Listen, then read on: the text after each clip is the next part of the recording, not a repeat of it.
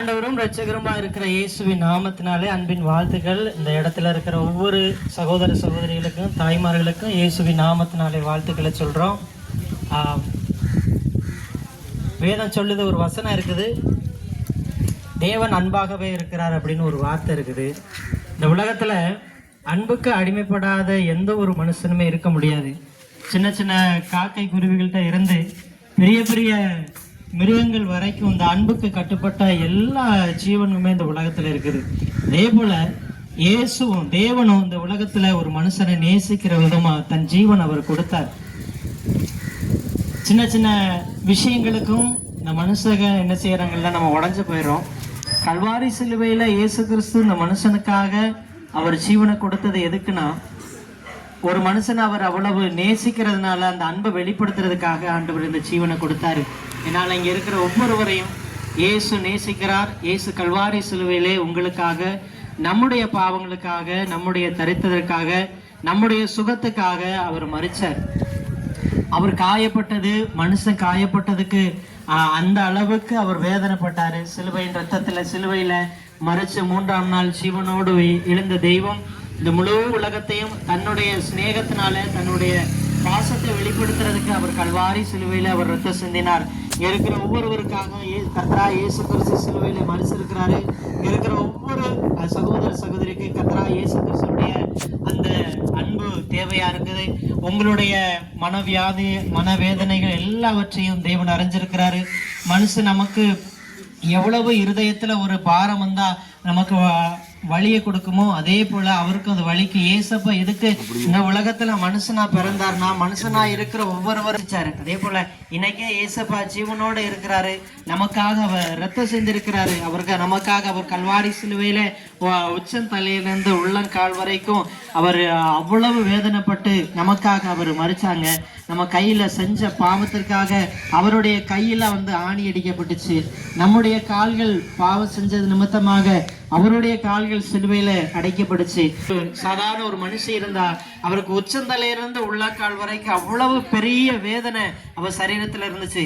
எப்படியாக அவ அநேக மருத்துவர்கிட்ட போய் பாக்குறா, அநேக மருத்துவர்கிட்ட போய் தன்னுடைய பணத்தை எல்லாம் செலவழிச்சு அவ எப்படியாவது சுகமாகணும்னு சொல்லி வேண்டுனா, ஒரு நாள் இயேசுப்பா அவளை சந்திச்ச மாத்திரத்துல இயேசுவினுடைய அவர் போட்டிருந்த ஆடையின் ஓரத்தை அவ தொடம்போது அவர் முற்றிலுமா அவ சுகமானதா வேதம் சொல்லுது.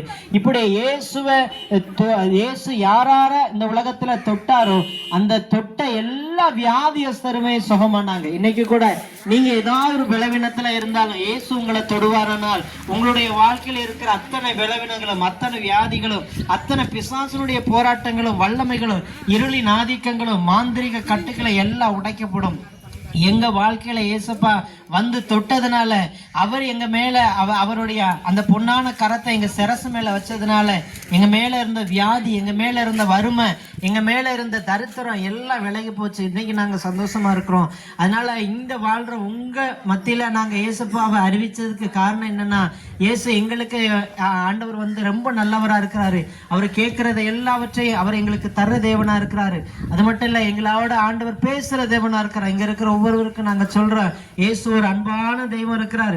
அவர் யாராரா தேடுறாங்களோ அவங்களுக்கு அவர் ரட்சிப்பையும் சமாதானத்தையும் அவர் பலவீனத்தை எடுத்து போறதுக்கு வல்லமுள்ள ஆண்டவரா இருக்கிறார். அவர் கல்வாரி சிலுவையிலே அவர் சிந்தின ரத்தம் நம்மளை சுத்திகரிக்கும், நம்மளை பரிசுத்தப்படுத்தும், நம்மள வியாதியில இருந்து குணமாக்கும், நம்முடைய சாபத்துல இருந்து குணமாக்கும், நம்மளுடைய எல்லா விதமான அக்கிரமத்துல இருந்தும் ஏசப்பா நம்மளை குணமாக்குற வல்லமனா இருக்கிறார். ஒருவேளை இதை கேட்டிருக்கிற ஒவ்வொருடைய வாழ்க்கையில ஏதோ ஒரு பலவீனம், ஏதோ ஒரு வியாதி, ஏதோ ஒரு பிரச்சனையினால் நீங்க பாதிக்கப்பட்டிருக்கலாம். ஆனா இயேசு இன்னைக்கு உங்களை சுகமாக்க, உங்களை குணப்படுத்த அவர் போதுமானவரா இருக்கிறார். உங்களுடைய வாழ்க்கையில இயேசு வரும்போது நமக்குள்ள ஒரு பெரிய சமாதானம், நமக்குள்ள ஒரு பெரிய சந்தோஷம் காணப்படும். இன்னைக்கு சமாதானம் இல்லாம இந்த மனுஷ சமுதாயம் உலகத்தினுடைய ஒரு முனையிலிருந்து மறுமுனைக்கு செல்றான்.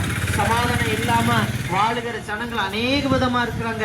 சமாதானத்தை தேடி அநேகர் போதையினாலும் பலவிதமான போதை வஸ்துக்குனால தன்னைத்தானே காயப்படுத்தி தன்னைத்தானே என்ன செய்யறான்னு அழிச்சிட்டு இருக்கான்.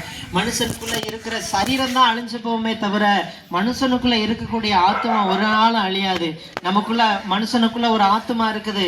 நம்ம சரீர பிரகாரமா மறிச்சு போனாலும் நம்முடைய ஆத்மா ஒரு நாளும் மறிக்காது. அதனால இதை கேட்க ஆண்டவருடைய பிள்ளைகளுக்கு நாங்க சொல்லுகிறோம், இயேசு நல்லவர், இயேசு உங்களை நேசிக்கிறார். பாவிகளை ரட்சிக்க இயேசு கிறிஸ்து இந்த உலகத்திலே மனுஷனாக அவர் பிறந்தாரு. உங்களுக்காக இயேசப்பா இருக்க வியாதிகளை உங்களுடைய அத்தனை விதமான காரியங்களை சமாதானப்படுத்தி அவர் நல்வழியில் நடத்த என் இயேசு போதுமானவராக இருக்கிறார். அதனால இங்க இருக்கிற சத்தத்தை கேட்கிற ஒவ்வொரு ஆண்டவருடைய பிள்ளைகளுக்கு சொல்ற, இயேசப்பா உங்களை நேசிக்கிறார், இயேசப்பா உங்களை ஆசீர்வதிக்க விரும்புகிறார். அதனால அந்த வார்த்தை கேட்கிற ஒவ்வொருவருக்காகவும் நாங்கள் செபிக்க நாங்கள் ஆசைப்படுகிறோம். இருந்த இடங்கள் உங்க இருதயத்தை திறங்க. இயேசு உங்களோட பேச வல்லமை உள்ளவர். தகப்பனே, இந்த நல்ல வேலைக்காய் நன்றி. இந்த வார்த்தை கேட்ட ஒவ்வொருவருக்காய் ஸ்தோத்திரம். இதை கேட்கிற ஒவ்வொரு குடும்பத்தையும் ஆசீர்வதிங்க, தொழில் ஆசீர்வதிங்க. உடைய கரத்துக்குள்ள இந்த கிராம மக்கள் முழுவதுமா ஒப்பு கொடுக்கிறோம். ஆளுகை செய்யுங்க. இயேசுவின் நாமத்தில் ஜெபிக்கிறோம் பிதாவே, ஆமென். God bless you. கர்த்தர் உங்களை ஆசீர்வதிப்பாராக. ஆமென்.